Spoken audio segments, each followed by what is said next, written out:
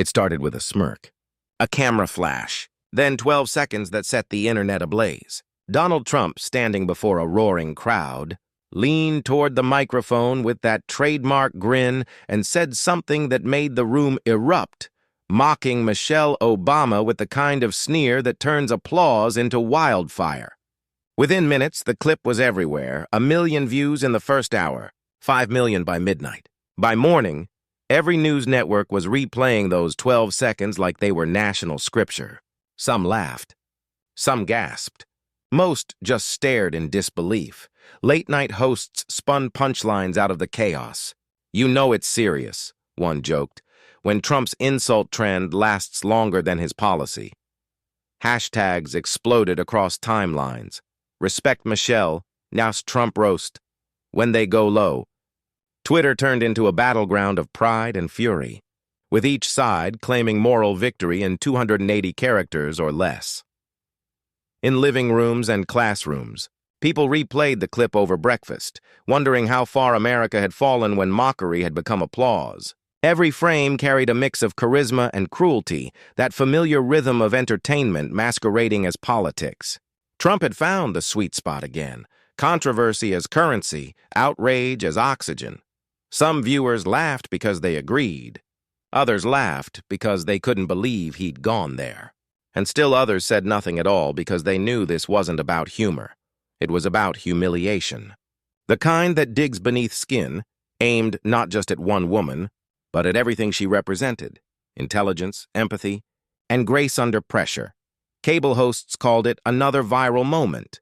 But for millions watching, it felt heavier than that. Michelle Obama wasn't just a former first lady. She was an icon of restraint, a symbol of calm in chaos. And now that calm had been turned into a punchline. The comment sections boiled. Memes multiplied. The nation divided itself again, one share button at a time. And yet beneath the noise, something else was building. A tension, quiet but undeniable. Because deep down, everyone knew this clip wouldn't fade like the others. This insult had struck something deeper, something sacred. Long before that viral clip of Michelle Obama, Donald Trump had already rewritten the language of American politics, one insult at a time. What others saw as unpresidential, he wielded like a sword. Sleepy Joe, Crooked Hillary, Low-Energy Jeb. Each nickname landed with the precision of a marketing slogan, engineered not just to sting, but to stick. He didn't debate. He branded. He didn't argue. He entertained. Every insult became a kind of shorthand, a story told in 2 words, repeated across headlines, memes, and dinner tables. In Trump's world, ridicule wasn't just rhetoric, it was strategy. A single jab could erase years of public service or turn an opponent into a caricature overnight. To his supporters, it was hilarious, a return of the tell-it-like-it-is bravado they craved. To his critics, it was horrifying, a slow corrosion of the dignity that once defined public office. But either way, people couldn't look away. That was the genius and the danger of it. Every rally, every tweet, every soundbite became part of a larger performance, the politics of humiliation. His words worked like digital gasoline, setting social media aflame each time he opened his mouth. The crowd would chant, laugh, and cheer as if politics were a contact sport and cruelty the scoreboard. For Trump, dominance wasn't about ideas. It was about moments, short, sharp bursts of emotional voltage. The nicknames were designed to linger, to echo, to define. They gave him control over the narrative even when he lost control of the facts. It was reality television turned campaign strategy, and America had tuned in willingly. And yet behind the laughter and outrage, there was something darker, a mirror held up to the country itself. Each viral insult revealed what millions were secretly drawn to: bluntness, simplicity, the thrill of someone saying the unsayable. The stage lights reflected not just Trump's bravado, but the audience's appetite for spectacle. Love him or hate him, everyone listens. That became the unspoken truth of his rise. Every insult pulled new viewers in, every headline extended his reach. Even those who despised him amplified his message by reacting to it.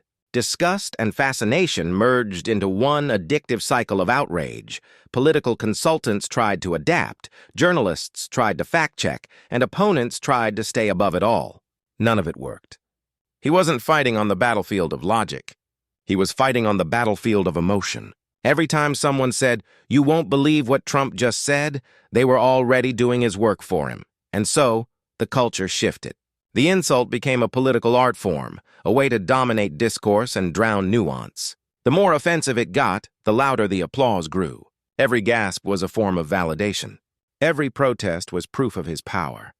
But there was one thing Trump had never done, not until now. His nicknames and roasts had always targeted opponents who shared the same political arena, politicians, rivals, men who could shout back. This time was different, because now, his target wasn't a rival candidate or a party adversary. It was someone whose influence came not from political power, but from moral authority. Someone admired across generations and identities. Someone who stood for a very different kind of strength. For the first time, the so-called king of insults had aimed his fire not at an opponent, but at America's most admired first lady. The lights always found him first. Gold, glaring, theatrical, they bent toward Donald Trump as if drawn by gravity itself. He didn't just enter a room. He consumed it. Every movement, every pause, every grin was deliberate, rehearsed in the furnace of attention. For Trump, the spotlight wasn't just a stage accessory, it was oxygen. Without it, there was no power, no purpose, no pulse. He learned early that dominance wasn't about silence or strategy. It was about spectacle. A billionaire who once sold buildings began selling emotions, anger, pride, resentment, wrapped in the velvet of entertainment. His rallies were not political events. They were one-man shows. Spotlights swept across oceans of red caps. Chants thundered through the air, and in the center stood the ringmaster, reveling in the chaos he commanded. He would lean into the microphone, lower his voice, and smirk before the punchline. A performer about to deliver the joke that would make headlines by dawn. Cameras waited like obedient servants. Every insult was a spark. Every laugh was validation. Every gasp was applause. The rhythm of mockery became his heartbeat. The crowd's roar his reassurance that dominance still belonged to him. He spoke not to persuade, but to provoke. He mocked to remind the world of his power. The power to humiliate, to redefine truth with a smirk and a slogan. His insults weren't random. They were weapons, sharpened through years of practice on television sets, in boardrooms, and finally, on the grandest stage of all, American politics. Trump had mastered a rare art, the alchemy of turning outrage into relevance. When he mocked someone, he elevated himself. When he demeaned, he dominated. Every target became a stepping stone in his climb to omnipresence. To his followers, it was authenticity. To his critics, it was poison. But to Trump, it was simply theater. And in theater, the show must go on. Behind the applause, there was calculation. He knew that in the modern age, attention was power, and controversy was the fastest route to it. Scandal wasn't danger, it was strategy. He didn't fear backlash. He counted on it. Outrage was free advertising, and America was a 24-hour marketing machine. The more they condemned him, the louder his name echoed. The more they dissected his words, the more indestructible his persona became. Every insult turned into a rallying cry. Every moral outrage from pundits was fuel for his next performance. He was both villain and victim, a paradox he crafted with precision. The persecuted billionaire, the truth-teller silenced by the elite. He understood that humiliation wasn't just cruelty, it was control. When he mocked a rival, he didn't just insult them, he rewrote their identity. Low-energy Jeb wasn't a critique, it was a curse. Once uttered, it stuck like tar. That was Trump's genius. He didn't debate ideas. He branded people, shrinking them into sound bites while enlarging himself into myth. The camera adored him because he gave it what it craved: unpredictability. Every rally, every tweet, every smirk promised something explosive. He was both arsonist and architect, setting fires, then standing proudly in front of the flames. The audience came for politics but stayed for performance. In Trump's America, drama was the new democracy. Yet beneath the applause, a faint shadow followed him. The whisper of exhaustion, the cost of constant dominance. The need for relevance demanded fresh outrage, bigger insults, louder reactions. It was a hunger that never slept. Every spotlight eventually fades, every crowd eventually turns. But Trump's arrogance, his need to be adored and feared at once, wouldn't allow him to slow down. Even his harshest critics couldn't deny his magnetism. They loathed what he said, but couldn't stop watching him say it. He was the villain America loved to hate, the showman who made politics thrilling again, even as he tore its dignity apart. And when he mocked Michelle Obama, it wasn't just another punchline in his endless act. It was a performance of power, a reminder that no one, not even America's most beloved First Lady, was beyond his reach. The crowd's laughter washed over him like applause after a perfect scene. For a moment, he looked untouchable. But this wasn't just another Trump joke. This one cut deep. Triumphant, eternal, but every king of chaos meets a mirror, one that reflects not the cheers, but the cost of the performance. The contrast could not have been sharper. Where Trump's world glowed in the harsh light of rallies and roaring crowds, Michelle Obama's existed in the soft calm of purpose. Her power didn't erupt. It emanated. Her presence filled rooms not with noise, but with gravity. That rare stillness that makes people lean in, not step back. She had spent years redefining what influence looked like in American public life. Long before she was a symbol, she was a worker, a lawyer, a mother, a first-generation college graduate who had built her life on the belief that service was stronger than status. While others chased headlines, she built legacies. Her causes, children's health, education, nutrition, and empowerment, didn't trend overnight, but they endured. Let's Move reshaped school cafeterias. Reach Higher sent waves of first-generation students toward universities. And through it all, she smiled. Not the camera-ready grin of celebrity, but the grounded expression of someone who knew who she was and refused to let politics define her worth. She had learned early what restraint costs and what it earns. In a political culture obsessed with volume, Michelle mastered the art of silence. When attacked, she didn't retaliate. When mocked, she didn't descend. Her mantra, "When they go low, we go high," wasn't just advice. It was a worldview. It told a nation weary of chaos that grace could still be power. It told women, especially women of color, that dignity wasn't weakness. It was defiance. So when that viral clip of Trump mocking her exploded across every platform, it hit differently. It wasn't just a political jab. It was personal, not just to her, but to millions who saw themselves in her story. Trump's insult wasn't aimed at her policies or ideas. It was aimed at her presence, her poise, her very being. And in that, people saw the oldest wound of all, the attempt to belittle dignity because it cannot be controlled. For some, the insult reopened memories of being dismissed for their calmness, mocked for their restraint, doubted for their intelligence. For others, it was pure disbelief. How could someone so accomplished, so widely respected, so universally admired, be reduced to a punchline for applause? Michelle's silence after the clip went viral wasn't emptiness. It was tension, a quiet storm gathering strength. Every network waited for a statement. Every headline begged for a reaction. Pundits speculated whether she'd finally break her rule of rising above. But those who knew her knew better. She didn't perform outrage. She embodied grace. While Trump shouted to be heard, Michelle had always been heard because she didn't shout. Her words carried because they came rarely and landed precisely. When she spoke, it was measured, a rhythm that made listeners feel the weight between the syllables. She could turn a simple sentence into something resembling scripture. That calm power was her armor, and that armor had been tested before, through years of racist caricatures, false rumors, and political venom. Each time she emerged with the same steady strength that made people call her America's moral compass. To understand why Trump's insult cut deeper, you have to understand what she represented.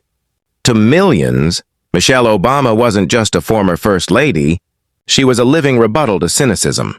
In her story, The South Side of Chicago to Princeton, from community service to the White House, People saw proof that integrity still mattered. When she walked into rooms, she carried the weight of a generation that had been told to sit down and smile quietly. She smiled, yes, but she never sat down. The insult wasn't just about her. It was about everything she stood for: the audacity of intelligence, the quiet rebellion of kindness, the dignity of composure in a culture addicted to noise. That's why the laughter at Trump's rally felt heavier than sound. It wasn't a joke shared. It was a line crossed. And yet, as always, Michelle refused to meet chaos on its own terms. In the days that followed, she appeared in public, not with anger or rebuttal, but with poise. Cameras zoomed in, searching for the flicker of offense, but found only the same calm smile. Her silence spoke louder than any statement could. It was the kind of silence that doesn't surrender. It challenges. Behind the scenes, commentators and citizens alike read meaning into every gesture. "She's too classy to respond," one wrote. "She doesn't have to," another replied. And across social media, women of every background echoed the same sentiment. She represented something they wanted to believe still existed: strength without cruelty, confidence without arrogance. In a world where outrage wins views and insults win elections, Michelle Obama's restraint felt revolutionary. She didn't need to clap back. She didn't need to prove herself. Her legacy had already done that. She was the antithesis of the spectacle, proof that influence can whisper and still shake the world. She never needed to shout to be heard. And when the insult reached her ears, the world waited for her response. When Michelle Obama finally responded, she didn't do it in a tweet, a press conference, or a rally. She did what she always does, and she chose grace over theater.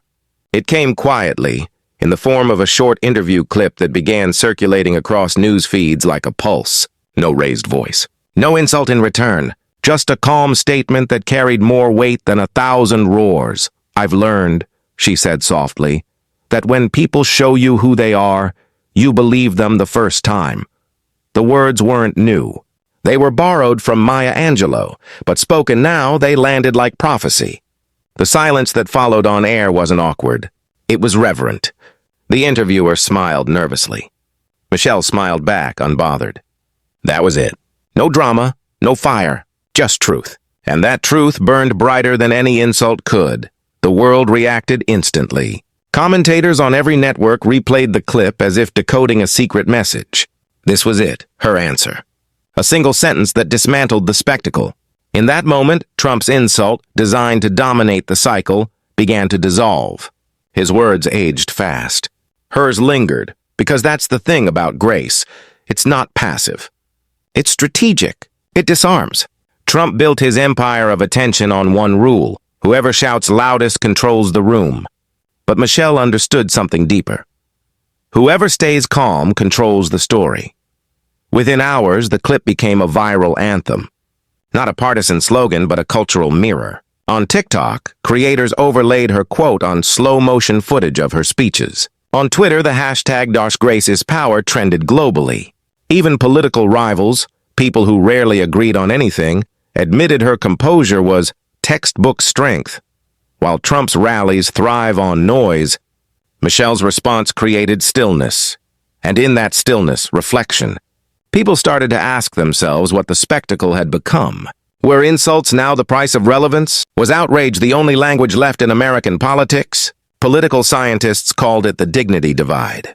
On one side, the politics of humiliation, loud, combative, entertaining. On the other, the politics of decency, patient, grounded, quietly revolutionary. For years, the former had dominated headlines because it was easy to market. Outrage sells. But Michelle reminded the world that respect still resonates. In homes, classrooms, and offices, her clip played again and again, not because it shocked people, but because it soothed them. It reminded them that integrity still had an audience. Even among Trump's own followers, reactions were mixed.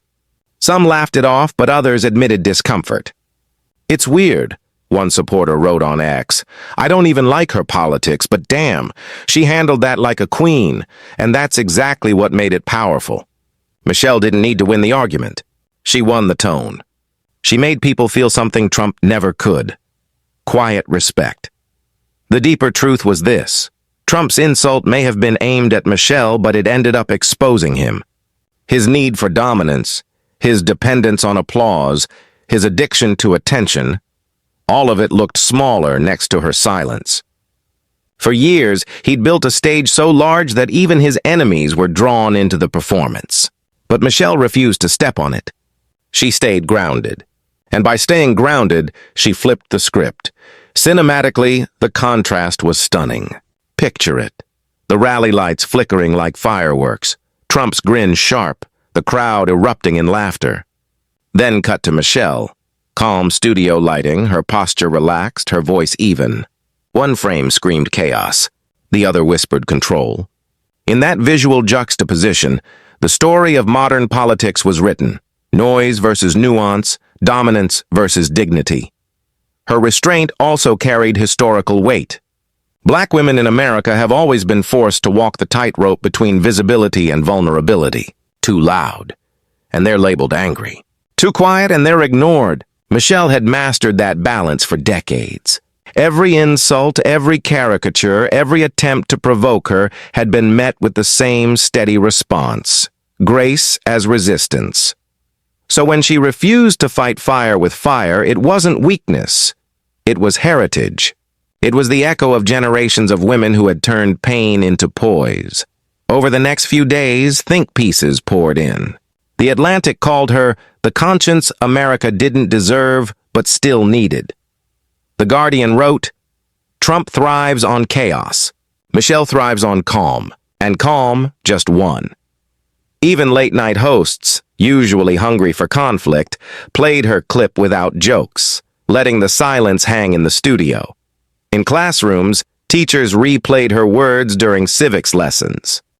In workplaces, managers used it as a case study for emotional intelligence. It became more than a response. It became a moment. A reminder that leadership is not measured in decibels, but in depth.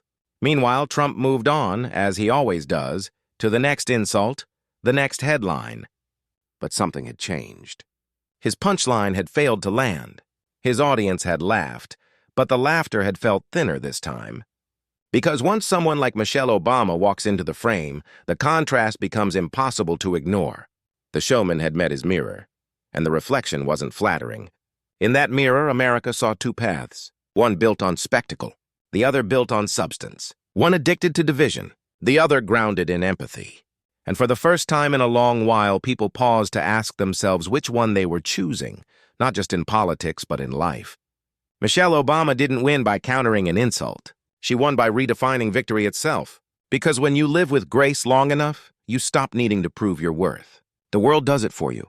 Her words, quiet, deliberate, and true, became the final scene in a political drama that had thrived on chaos. And as the curtain fell, it wasn't Trump's laughter echoing in the nation's ears. It was her calm voice reminding everyone, when they go low, we go high.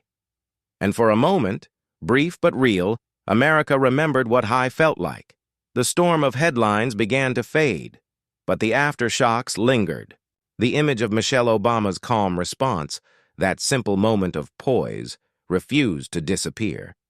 It echoed across timelines, newsrooms, and living rooms long after the viral noise had died down. It wasn't just about her anymore. It was about what she revealed, a reflection of who America had become. For nearly a decade, the nation had lived inside a feedback loop of outrage. Each insult, each tweet, each scandal had trained the public to react instantly, loudly, emotionally. Anger was rewarded. Attention was currency. Outrage was entertainment. And in that carnival of noise, something precious had been lost, the ability to pause, to listen, to reflect. Michelle's moment of grace reopened that door. It wasn't a political statement. It was a mirror held to the culture. In her silence, people saw themselves, weary, divided, desperate for something that felt like integrity again. She didn't condemn anyone. She didn't call for unity. She simply modeled what respect looked like when the world had forgotten. For some, the reflection was uncomfortable. It forced a question too many had avoided. When did mockery become our national language? Somewhere between cable news brawls and viral memes, the public had started mistaking cruelty for confidence. Trump hadn't invented that. He had simply mastered it, turned it into spectacle. But the demand for spectacle had come from somewhere deeper, from an audience conditioned to crave the very thing they claimed to hate. The mirror showed that, too. The truth was, America had been laughing along long before it started wincing. Every time a headline used his insult as a hook, every time a meme turned politics into a punchline, the culture played its part in building the empire of humiliation. Trump may have been the showman, but the audience bought the tickets. And now, with Michelle's quiet defiance standing in contrast, the show suddenly looked grotesque. The bright lights dimmed. The laughter sounded hollow. The characters on stage, the bullies, the pundits, the hecklers, began to look tired. It was as if a collective hangover had set in. That's the thing about mirrors. They don't lie, but they don't flatter either. In the weeks following the controversy, polls shifted subtly. Not in dramatic party lines or approval ratings, but in something quieter, more human. Surveys showed that a growing number of Americans said they were exhausted by political insults. Words like tired, embarrassed, numb started appearing in public opinion data. The country wasn't rallying behind a new hero or condemning a villain. It was sighing, and yet in that sigh there was the beginning of something new. A hunger for decency, a craving for empathy, a realization that maybe, just maybe, grace wasn't weakness after all. It was survival. Political analysts debated the moment endlessly. Was this a turning point? One headline asked. Has Trump's magic finally faded? Another wondered. But the truth wasn't that simple. Trump's power had always been more cultural than political.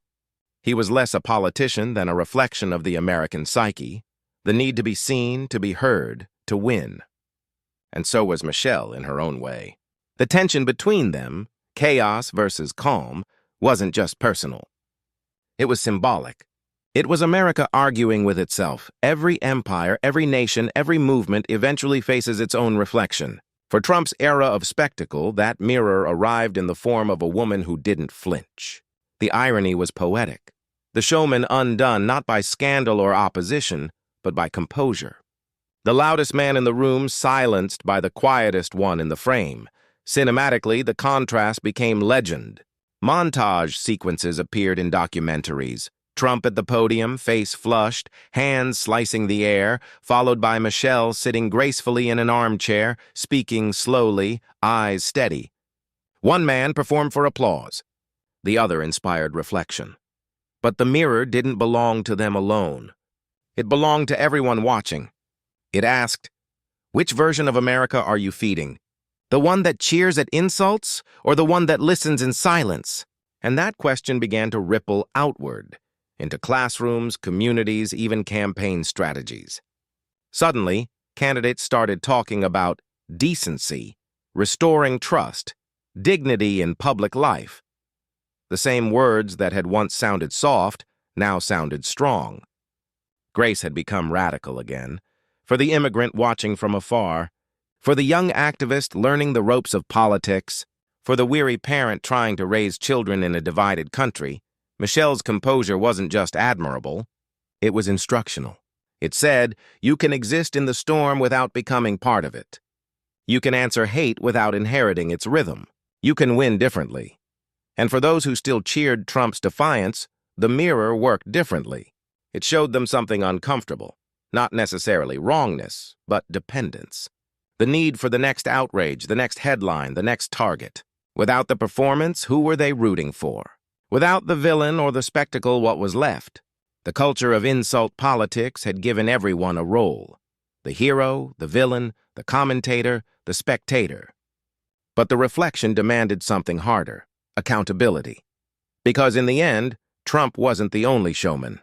America itself had learned to perform. Every retweet, every reaction, every viral outrage was applause for a stage that never closed. Michelle didn't dismantle that system with policy or protest. She did it with presence. And so the reflection deepened. The conversation wasn't just about Trump's insult anymore. It was about what kind of nation America wanted to be in the era of infinite attention. Did it want leaders who entertain or leaders who endure? As the camera of public consciousness panned back, the scene widened. The arena lights faded. The crowd's roar turned into murmurs. And in that stillness, rare and fragile, a different kind of power revealed itself. Not the power to humiliate, but to humanize. Not the urge to dominate, but the strength to listen. That was Michelle Obama's quiet gift to the country, a mirror that reflected both its fractures and its potential. Trump had shown America its appetite for spectacle. Michelle had shown it its capacity for grace, and somewhere between those two reflections lay the nation's unfinished story, a choice still waiting to be made. Because every mirror holds two truths, what we are and what we could become. And as the screen faded to black, one question lingered, steady, haunting, and hopeful. What will America choose to see the next time it looks at itself? The days that followed felt electric, as if the country itself had paused mid-scroll. The clip had burned through every corner of the internet, but now something else was spreading. Reflection, reaction, reckoning. At first came the predictable noise. Late-night comedians pounced, cable panels spun their outrage, and partisan feeds turned the insult into ammunition. But underneath the chaos, a quieter movement began to take shape, one that no one had scripted. It started with a single tweet from a college student in Atlanta. Michelle didn't even have to respond. Her silence said everything. Within hours, it was everywhere. Millions of likes, thousands of reposts. A simple sentence that became the digital heartbeat of a cultural moment. Soon came hashtags. We go high, grace is power, not our tone. What began as scattered posts transformed into an organized wave. Teachers used it in classrooms. Brands referenced it in ads. Activists reclaimed it as a message of moral resistance. For every replay of Trump's insult, there were 10 more of Michelle smiling through it. The same calm expression that now symbolized strength. Across talk shows and podcasts, voices of every background chimed in. This wasn't about politics, one commentator said. This was about posture, how we hold ourselves in the face of cruelty. Another added, Trump gave America a spectacle. Michelle gave it a standard. The contrast was irresistible and contagious. In Chicago, murals began appearing overnight. One showed Michelle's silhouette rising above a cloud of words. Dignity, courage, poise. In Los Angeles, a group of students staged an art installation titled The Echo Chamber, projecting Trump's mocking video on one wall and her serene expression on the other, forcing viewers to stand between them.